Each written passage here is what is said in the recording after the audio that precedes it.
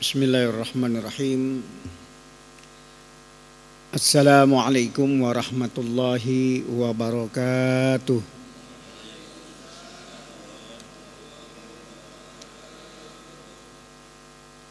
Asbahna wa asbahal mulku lillah walhamdulillah la syarikalah. La ilaha illa huwa wa ilaihin nusur. Asbahna ala fitratil Islam wa kalimatil ikhlas. Wa ala dini nabiyyina Muhammadin sallallahu alaihi wasallam wa ala millati abina Ibrahim hanifan wa ma kana minal musyrikin. Allahumma anta rabbi la ilaha illa anta khalaqtani wa ana abduka wa ana ala ahdika wa wa'dika mastata'tu. A'udzu bika min syarri ma sana'tu abu'u laka bi ni'matika 'alayya wa abu'u bi dzambi faghfirli fa innahu la yaghfiru dzunuba illa anta.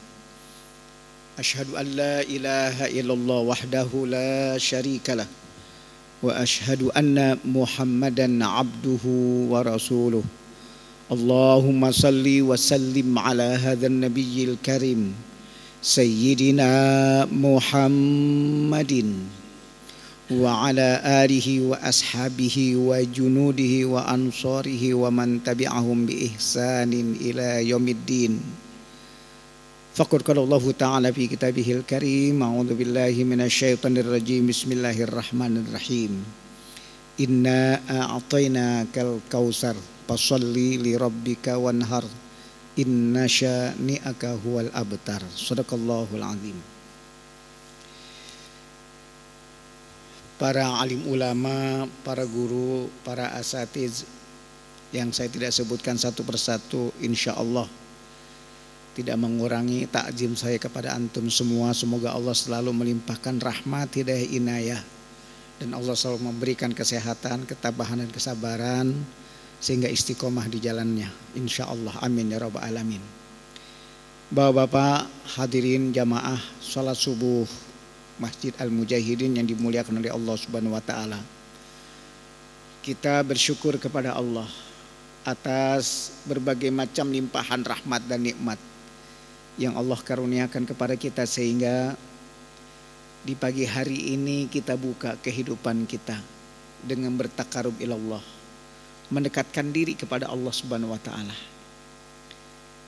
Terlebih di saat kita atau di antara kita yang telah diberikan nikmat yang amat sangat banyak, nikmat yang sangat luar biasa, di mana kita dibangunkan oleh Allah Subhanahu wa taala pada sepertiga malam untuk sama-sama ruku dan sujud menghadap Allah Subhanahu wa taala. Kita lanjutkan dengan salat subuh berjamaah. Sungguh ini suatu amalan yang amat sangat luar biasa, yang membuat kita semakin optimis, semakin semangat, yakin seyakin-yakinnya insya Allah bahwa hari ini kehidupan kita akan jauh lebih baik daripada hari-hari yang telah kita lalui, insya Allah, amin ya rabbal alamin. Dan kita berharap terhadap apa yang telah kita lakukan dan kita jalankan selalu mendapat limpahan rahmat ridho dari Allah Subhanahu wa taala. Salawat dan salam semoga terlimpahkan kepada junjungan kita Nabi Yuna Muhammad Rasulullah sallallahu alaihi wasallam, bagi keluarganya, sahabatnya, dan kepada seluruh pengikutnya yang sampai saat ini masih tetap istiqamah, komitmen, konsisten dalam menjalankan syariatnya. Insya Allah satu saat nanti kita akan mendapatkan syafaat dari Nabi kita Muhammad Rasulullah sallallahu alaihi wasallam. Bapak-bapak, ibu hadirin wal hadirat yang dimuliakan oleh Allah Subhanahu wa taala. Saya tidak berpanjang kalam muqaddimah. Pada kesempatan ini kita melihat pada surat Al-Kautsar di ayat 1 sampai dengan ayat 3. Allah Subhanahu wa taala memberikan satu pesan yang amat sangat luar biasa kepada kita. Dalam ayat tersebut Allah tegaskan, a'udzubillahi minasyaitonir rajim, bismillahirrahmanirrahim. Inna a'tainakal kautsar fasholli li rabbika wanhar. Inna syani'aka huwal abtar. Shadaqallahul azim. Yang artinya sesungguhnya engkau ya Muhammad diberikan nikmat yang amat sangat banyak, maka sholatlah untuk Rabbmu dan berkorbanlah. Sesungguhnya orang-orang yang telah membencimu dia akan celaka. Maha benar Allah dengan segala firman-Nya. Para jamaah yang berbahagia, dari surat tersebut di mana Allah memberikan beberapa pesan kepada kita. Di antaranya adalah bahwa kita harus selalu berusaha menunjukkan rasa syukur kepada Allah. Kenapa? Karena nikmat yang begitu amat sangat banyak Allah berikan kepada kita. Saking banyaknya itu nikmat, kita aja sampai nggak bisa ngitung. Benar nggak Pak dan Ibu? Nggak bisa. Siapa yang bisa menjumlah coba nikmat Allah? Karena memang Allah sendiri sudah menegaskan dengan firman-Nya. Dalam ayatnya Allah tegaskan, a'udzubillahi minasyaitonir rajim, wa in ta'uddu ni'matallahi la tuhsuha. Shadaqallahul azim.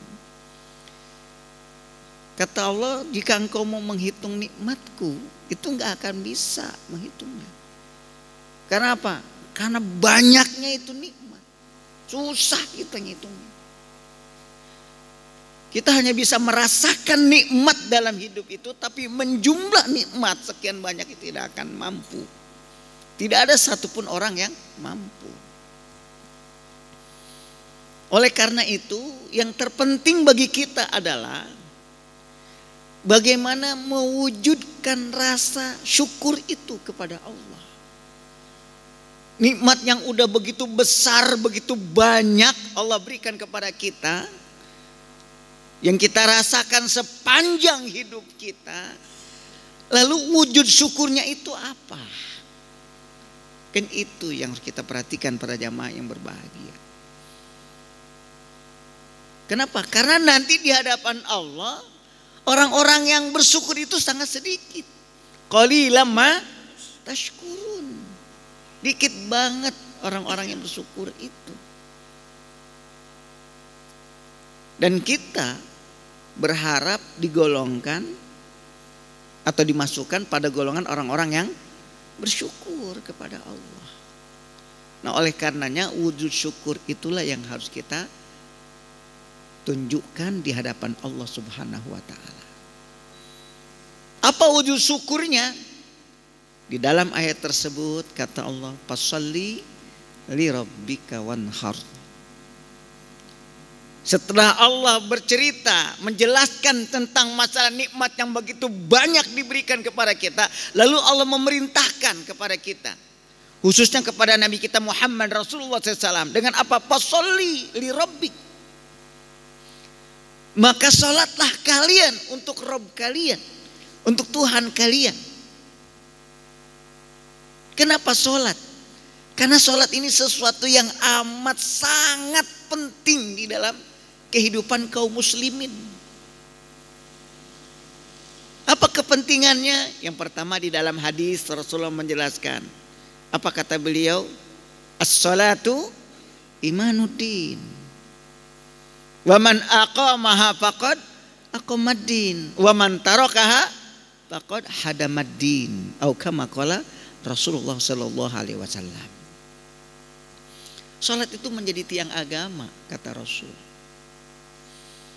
Kalau orang itu melaksanakan salat, menegakkan salat, berarti dia telah menegakkan agama Allah.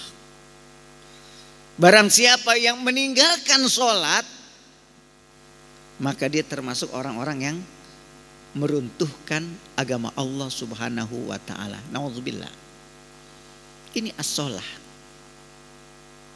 Di dalam hadis yang lain juga ditegaskan oleh Nabi kita Muhammad Rasulullah sallallahu alaihi wasallam. Awalu ma yuhasabu 'abdu yaumal qiyamati as-shalah. Idza saluhat saluhat sairu amalihi fa in fasadat fasada sairu amalihi. Au kama qala Rasulullah sallallahu alaihi wasallam. Kata beliau di dalam sabdanya bahwa nanti di hari kiamat yang pertama kali ditanya adalah as-shalah, tentang sholat kita Pak dan Ibu. Kalau sholat kita baik, bagus, sesuai tuntunan, insya Allah dah amalan kita juga baik di hadapan Allah. Bagus semuanya gitu. Tapi kalau sholat kita buruk, apalagi kita tinggalin itu sholat, nggak peduli dengan perintah sholat, maka amalan kita di hadapan Allah pun tidak ada nilai apa-apa. Rusak semuanya, jelek di hadapan Allah. Itu kata Rasulullah di dalam sabdanya terkait dalam masalah sholat. Nah oleh karenanya sebagai tanda wujud syukur kita di dalam melaksanakan ibadah seperti as-sholah ini harus dengan penuh keseriusan, kesungguhan, penuh semangat untuk menjalankannya. Karena sholat itu sesuatu yang amat sangat penting di dalam mewujudkan rasa syukur kita kepada Allah Subhanahu wa taala. Bukan lagi suatu amalan seenaknya kita gitu loh. Kita kan terkadang melaksanakan sholat seenaknya kita, benar nggak? Padahal udah ditentuin tuh, jadwalnya udah ada, ya kan? Zuhur jam sekian, asar jam sekian, maghrib, isya, subuh juga jam sekian, sudah ada semua gitu. Tapi kita di dalam mensikapi ibadah sholat di dalam keseharian kita, ini ngikutin kehendak kita, keinginan kita, bukan lagi tuntunan dan contoh dari Nabi kita Muhammad Rasulullah SAW. Tapi enaknya kita nih kapan gitu loh. Contoh konkretnya zuhur jam 11.59. Tapi tanggung lagi di pasar, entar aja kayaknya jam 1:30 juga masih ada waktu sholat, bener gak? Entar 1:30, apalagi jam 2:30 lebih enak lagi. Enaknya apa? Begitu assalamualaikum warahmatullahi, assalamualaikum warahmatullahi, langsung deh tuh. Baru juga zikir sebentar sama doa sekedar, udah dengar Allahu Akbar, Allahu Akbar.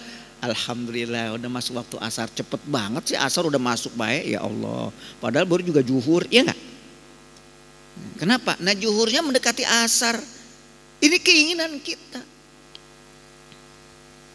Ya, apalagi subuh. Udah.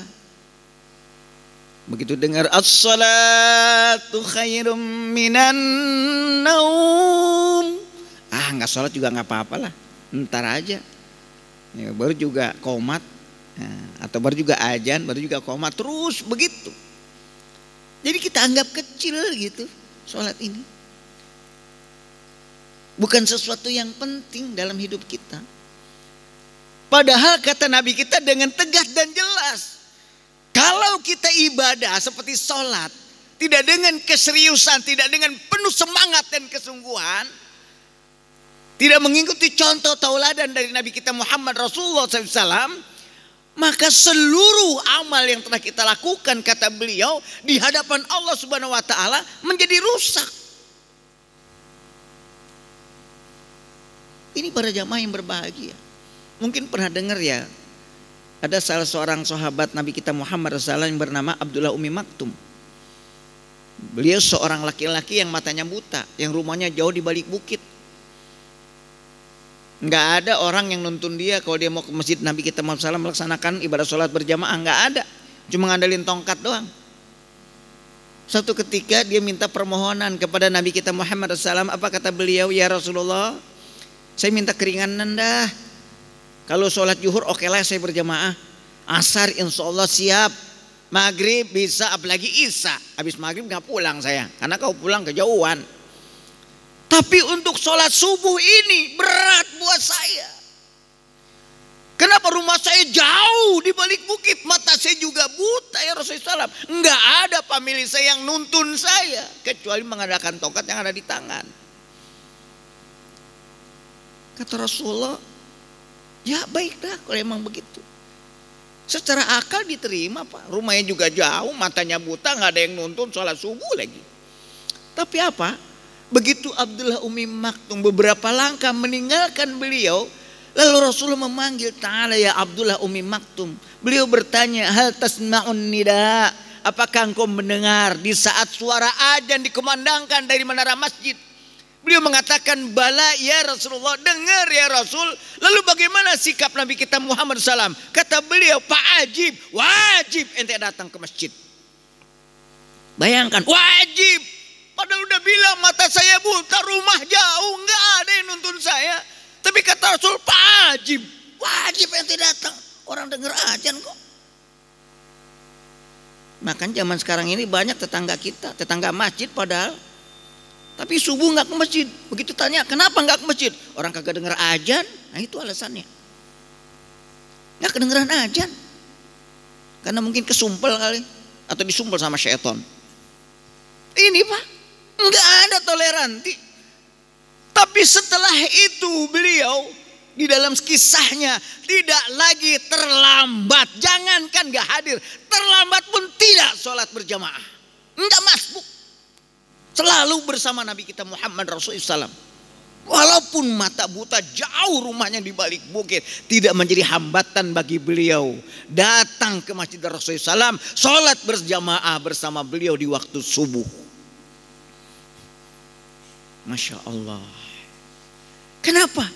Karena sholat itu penting bagi kita. Sehingga orang yang melalaikan ibadah itu diingatkan oleh Allah Subhanahu wa taala di dalam Al-Qur'an. Dalam surat Al-Ma'un kata Allah, "Fawailul lil musallin alladzina hum an salatihim sahun alladzina hum yura'una wa yamna'una al-ma'un." Sadaqallahul azim. Kata Allah, celaka orang yang sholat. Bayangin Pak, sholat aja celaka. Kenapa kok sholat celaka? Alladzina hum an sholatihim sahun, karena sholatnya itu lalai. Lalai aja celaka Pak. Ini kan peringatan Allah kepada kita. Dahsyat itu peringatan sebetulnya Pak. Kalau kita paham ancaman yang dahsyat. Ente lalai sholat, neraka wail akibatnya. Begitu. Kenapa? Karena lalai ibadahnya. Lalai di sisi waktunya. Lalai dia nggak ngerti tentang urusan bacaan sholatnya dan lain sebagainya. Dan sholatnya pun riya kepada manusia, bukan lagi karena Allah Subhanahu wa ta'ala. Ini. Bahkan di dalam surat Maryam lebih ditegaskan lagi. Orang yang mengabaikan sholat. Kenapa? Karena wattaba'us sahawat, mengikuti keinginan hawa nafsu, fasaufa yalqauna ghayya, sehingga dia mendapati atau berada pada jalan yang kesesatan. Ini dengan sholat. Masya Allah. Kenapa? Karena adaa'us sholat. Bukan gak sholat, tapi dia abaikan. Tapi dia abaikan waktunya. Oleh karena itu keseriusan ibadah mesti kita tanamkan di dalam kehidupan kita. Di saat kita mendengar kalimat Allahu Akbar, Allahu Akbar, apakah itu waktu zuhur, asar, maghrib, isya, subuh, maka tidak ada lagi yang penting. Hanya satu kepentingan kita saat itu adalah memenuhi panggilan Allah Subhanahu wa taala. Datangi rumah Allah, sholat berjamaah di rumah Allah. Kalau itu kita sikapi pelaksanaan ibadah sholat sebagai tanda wujud syukur kepada Allah Subhanahu wa taala, maka di mana masjid dan musola makmur dengan jamaahnya sebagaimana makmurnya jamaah di waktu ibadah sholat Jumat berjamaah. Dahsyat Pak kalau kita bisa memahami itu. Dan kalau itu terjadi, Allahu Akbar. Orang-orang yang gak suka kepada Islam Pak merinding Pak. Takut dia. Kenapa? Islam akan bangkit Pak. Bangkit. Karena dari masjid itulah kata Allah, lam yahsya illallah. Lahirnya manusia yang tidak pernah takut dan punya rasa takut kepada siapapun, tidak ada. Rasa takut dirinya hanya kepada Allah Subhanahu wa taala, datang dari masjid. Surat At-Taubah di ayat 18, silakan nanti dibaca. Itu orang-orang yang ada di masjid Pak. Berani dia, nggak bisa ditakut-takutin. Ini Masya Allah, wujud syukur. Tapi kita tidak berbicara urusan sholat secara khusus. Kalau kita mau kaji nanti di waktu berikutnya. Yang kedua, sebagai wujud syukur kita adalah wanhar, kata Allah. Maka berkorbanlah. Nah, kita saat ini ya berada di bulan Zulhijjah. Udah masuk, Ustaz? Sudah ya? Bulan Zulhijjah. Apa yang kita lakukan di bulan ini? Kata Rasulullah SAW di dalam sabdanya, tidak ada satu amalan yang paling baik dan dicintai oleh Allah Subhanahu wa taala, yaitu amalan penyembelihan hewan kurban. Ini Pak. Terkadang nih kita ya mensikapi kurban itu kurang serius gitu loh.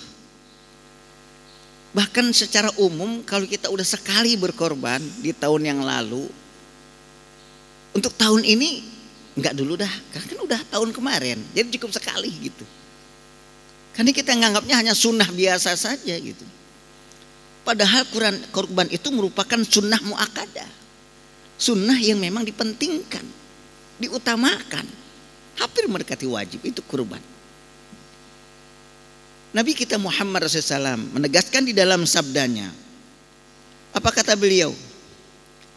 Ya ayuhan nas, inna ala kullu ahli baitin bi kulli amin adhuhiyah. Hadis riwayat Abu Daud. Kata beliau, wahai manusia, sesungguhnya atas tiap-tiap ahli rumah pada tiap-tiap tahun disunahkan untuk berkurban. Di dalam satu keluarga paling nggak ada satu saja di antara keluarga kita yang berkorban. Sampai begitu Rasulullah mengajarkan kepada kita, memberikan contoh kepada kita. Ini di saat kita mensikapi tentang korban, ya, penyembelihan hewan kurban, maka saat itu tidak ada lain sandaran kita cuman Allah Subhanahu wa taala. Kenapa kita mesti bersandar kepada Allah? Karena di saat kita menyandarkan diri kita kepada Allah, segala sesuatunya kita serahkan kepada Allah, maka timbullah suatu keyakinan di dalam kehidupan kita, segala sesuatu yang menjadi perintah Allah itu pasti di dalamnya banyak mengandung berbagai macam keutamaan atau kebaikan di dalam kehidupan manusia. Kita lihat sejarah kurban yang terjadi kepada Nabi kita, Nabiullah Ibrahim alaihissalam. Ya, di saat beliau mengatakan kepada anaknya, wahai anakku, anaknya Ismail alaihissalam, di mana aku telah bermimpi. Dalam mimpi itu aku melihat bahwa aku telah menyembelihmu. Bagaimana menurutmu? Apa Nabi Ismail dia bilang kepada ayahnya? Wah, gimana ya? Pikir-pikir dulu lah gitu. Aku ini anakmu satu-satunya loh, yang menjadi harapan bagi orang tua. Dan baru meningkat dewasa itu, baru gede bahasa kitanya mah. Ini Masya Allah. Tapi Ismail alaihissalam dia mengatakan, ya abatif alma tu'mar satajiduni insyaallahu minas sabirin. Sadaqallahul adzim. Masya Allah.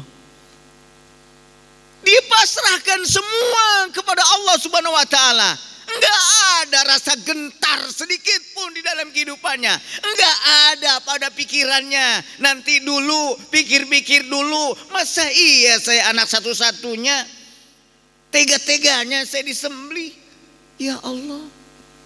Tapi dia respon, kalau memang itu perintah Allah, wahai ayahku, lakukan. Insya Allah engkau mendapati aku orang yang siap dan sabar untuk menerimanya dan menjalankannya. Apa yang terjadi di dalam sejarahnya? Begitu Nabi Ibrahim alaihissalam ya merebahkan Ismail alaihissalam, nah pada saat pemotongan ternyata diganti dengan seekor kibas yang didatangkan dari surga Allah Subhanahu wa taala. kibas yang besar, yang putih, gemuk. Masya Allah. Ini para jamaah yang berbahagia. Jadi nggak pakai mikir-mikir lagi gitu loh. Kenapa? Pasti ada kebaikannya, pasti banyak hikmahnya, pasti punya fadilah di dalamnya.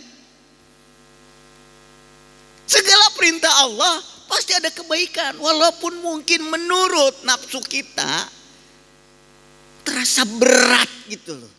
Tapi karena memang bersandar kepada Allah Subhanahu wa taala, ya nyaman-nyaman aja Pak. Dia terima gitu. Ini Masya Allah.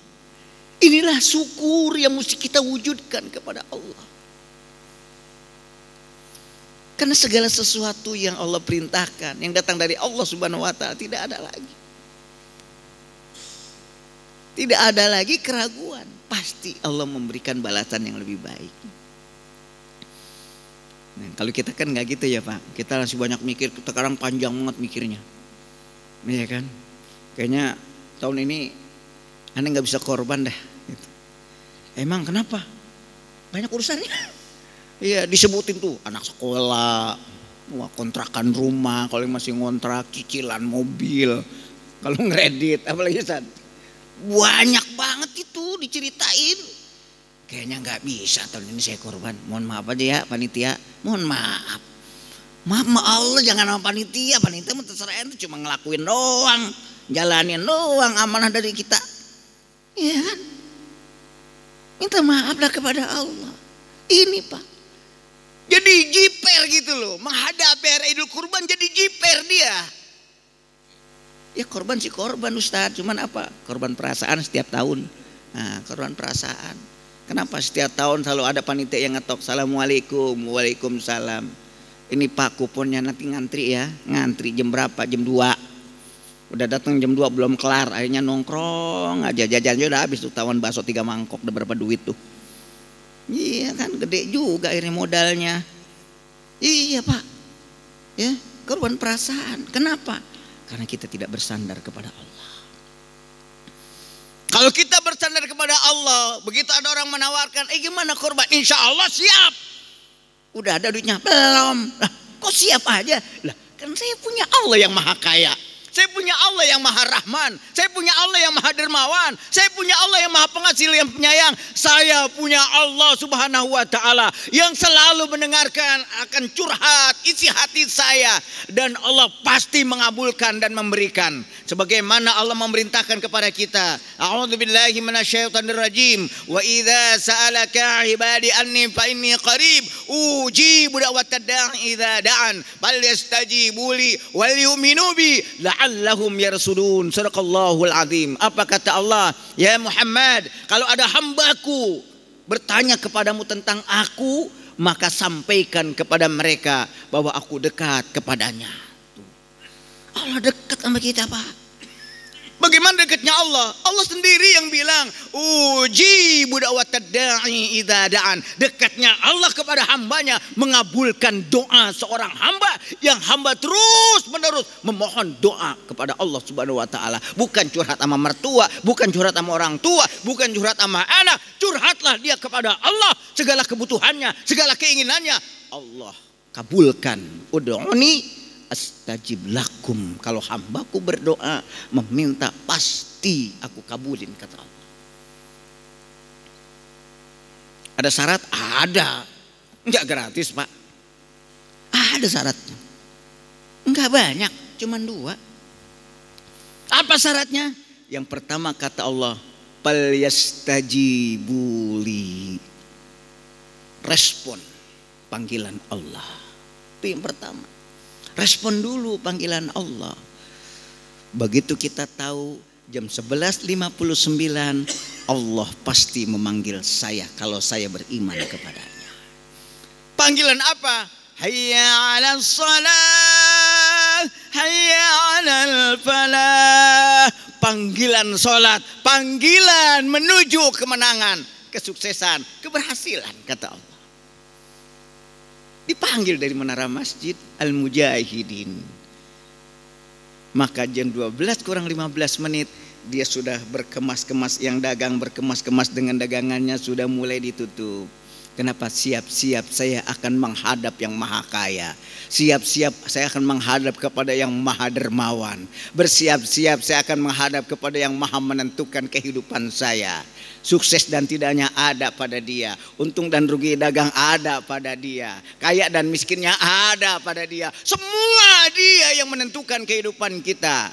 Wa tarzuqu man tasya'u bi ghairi hisab. Rizki yang sampai kepada manusia itu tergantung pada kehendak Allah. Siapa yang dikehendaki mendapatkan rizki, diserahin tuh. Makanya disiap-siap tuh. Dagangannya sudah mulai dikemas-kemas, yang di kantor sudah mulai merapikan, berbagai macam pekerjaannya. Untuk apa? Ibadah. Itu yang pertama. Falyastajibu, direspon dulu. Zuhur direspon, asar direspon, maghrib direspon, Aisyah direspon, subuh direspon, semua dia respon dengan baik. Setelah itu wal yu'minu bi, percaya dia sama Allah, dia serahin sama Allah semua. Ini kan kita terkadang kalau bicara percaya kita sama Allah, tapi kita tidak pernah memberikan kepercayaan kepada Allah di dalam mengatur kehidupan kita, sehingga kita mengandalkan kehebatan, kita mengandalkan kemampuan yang ada pada diri kita. Padahal apa yang selama ini kita jalankan, apa yang selama ini kita rasakan di dalam kehidupan kita, itu hanya bagian daripada nikmat. Bukan karena kehebatan kita, bukan karena kemampuan kita, bukan karena kepintaran kita, tapi karena karunia nikmat yang Allah tunjukkan, Allah berikan kepada kita, yang perlu kita syukuri. Bagaimana cara syukurnya? Respon panggilan Allah, tanamkan keyakinan, keimanan kepada dia, pasti dia akan menyelesaikan segala urusan-urusan kita. Itu Pak. Sehingga hal demikian akan mengantarkan kita menjadi orang-orang yang rasyid, orang-orang yang benar, orang-orang yang lurus. Ini kurban. Semangat dia, yakin.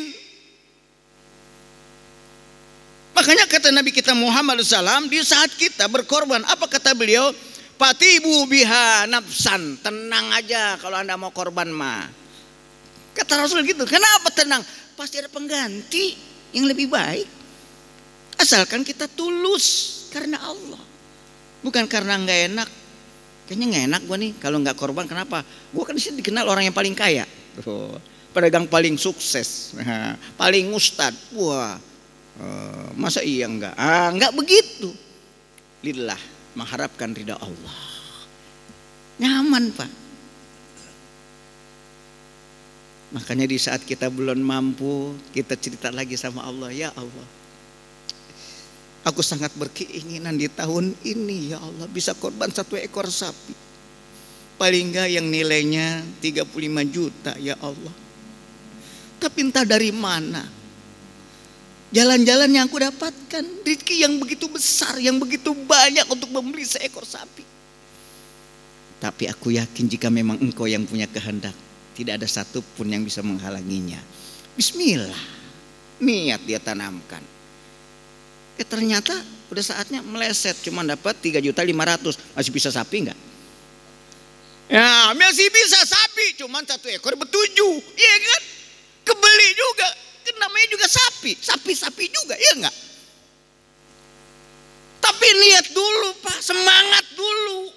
Semangatnya kenapa? Karena dia punya keyakinan kepada yang maha dermawan, kepada yang maha mencipta, kepada yang maha kuasa, kepada yang maha menentukan. Saya tadi malam ketemu panitia, Ustaz gimana tahun ini kurban? Insya Allah. Kok namanya belum terdaftar? Ya, emang duitnya belum ngasih. Ya, mendaftarin baik. Ya kalau udah daftarin aja, ya kan. Urusan uang bisa habis nanti nggak gitu. Masya Allah. Apa kata panitia? Tenang aja, pakai nama ente ntar ada. Ya alhamdulillah, taruh aja dah, kan gitu. Iya kan, Bismillah. Istri saya, anak-anak nanya, tahun ini korban bi? Insya Allah. Udah ada duitnya? Belum. Ya, katanya mau korban. Ya iya, Allah punya kehendak. Kan bagi Allah nggak ada yang sulit kalau mau mendatangkan rezeki. Nggak harus menunggu waktu panjang, ya nggak? Nggak harus menunggu berhari-hari, nggak perlu. Mungkin dalam bentuk kedipan mata bisa saja rezeki itu datang. Iya kan, cuman tadi resepnya kita mesti respon dulu panggilan Allah. Bergetap-getaplah kita di dalam menghadap Allah. Begitu. Karena kita ini punya keinginan yang besar. Kita pengen bahagia, kita pengen sukses, kita pengen tenang, kita pengen tentram, kita pengen bisa kurban. Makanya mesti getap kita menghadap Allah. Mesti semangat kita menghadap Allah. Maka Allah pun akan terus semangat memberikan dan menurunkan rezekinya kepada kita, dan kita ditakdirkan orang yang layak mendapatkan rezeki. Kenapa Pak? Karena Allah itu kalau mau memberikan kepada hambanya itu jor-joran. Wa tarzuqu man tasya'u bi ghairi hisab, nggak pakai ngitung Pak. Kalau Allah memberikan rezeki kepada hambanya, ngitung dulu siapa yang paling taat. Mungkin nih Sofwan Hisbullah, orang yang terakhir dapat mungkin nggak pantas dapat rezeki karena masih jauh banget dari Allah, masih banyak kesalahan dan dosa-dosanya. Subhanallah, ternyata Allah memberikan rezeki nggak melihat itu. Banyak orang-orang yang zalim, banyak orang-orang munafik, banyak orang-orang kafir, banyak diantara kita, mungkin kita sendiri masih melalaikan perintah Allah, belum serius melaksanakan perintah Allah. Tapi sampai saat ini kita diberikan fasilitas hidup gratis sama Allah. Dikasih, makan dikasih, rezeki dikasih, uang dikasih, rumah dikasih, usaha lancar. Allah punya urusan. Ya Allah ya Rahman. Ini para jamaah yang berbahagia. Jadi kalau kita berbicara nikmat ya Allah, kita belum ada apa-apanya rasa syukur kita kepada Allah. Nah oleh karena itu, mumpung kita diberi kesempatan bertemu dengan Idul Adha, ayo kita tanamkan semangat. Paling enggak niat semangat. Kalau saat ini ya Rob, saya tidak bisa mengorbankan hewan kurban, tekad kuat, semangat tahun depan saya nggak akan mau ketinggalan. Insya Allah engkau memberikan kesempatan kepadaku ya Rob. Caranya apa? Ya tinggal kita tabungan. Ente hitung aja deh tuh, misalkan 10 bulan ngejar hewan kurban yang harga berapa, ngejar sapi 1 ekor yang 40 juta, ini tinggal kali 10 berapa sebulan dah. Iya kan? 4 juta, 4 juta dikali 30 hari itu dibagi lagi berapa dah. Nah, begitu. Nah, kita nabung, insya Allah pasti. Itulah bentuk usaha kita. Nah ini pesan yang terakhir, di dalam melaksanakan ketaatan ibadah kepada Allah tidak perlu kita merasa takut. Karena kata Allah, orang-orang yang telah membencinya, orang-orang yang tidak suka kepadanya, pasti orang itu yang akan celaka. Karena Allah yang punya kekuasaan di muka bumi ini. Nah itulah para jamaah yang harus kita perhatikan. Mudah-mudahan kita ditetapkan, ditakdirkan oleh Allah menjadi hamba-hambanya yang bisa mewujudkan rasa syukur sepanjang hidup kita insya Allah. Amin ya Rabbal Alamin. Baik, ini yang dapat saya sampaikan, kurang lebih saya mohon maaf. Ya banyak hal yang baik, saya yakin banyak. Ya ada lah, itu semata-mata datang dari Allah Subhanahu Wa Taala. Tentunya yang salah juga banyak juga gitu, pasti adanya. Nah itu salah satu tanda kelemahan, keterbatasan yang ada pada diri saya. Tidak ada lain kecuali kita hanya sebatas mohon ampunan kepada Allah Subhanahu Wa Taala. Baik, ini yang dapat saya sampaikan. Kalau memang ada yang mau ditanyakan, kami persilahkan.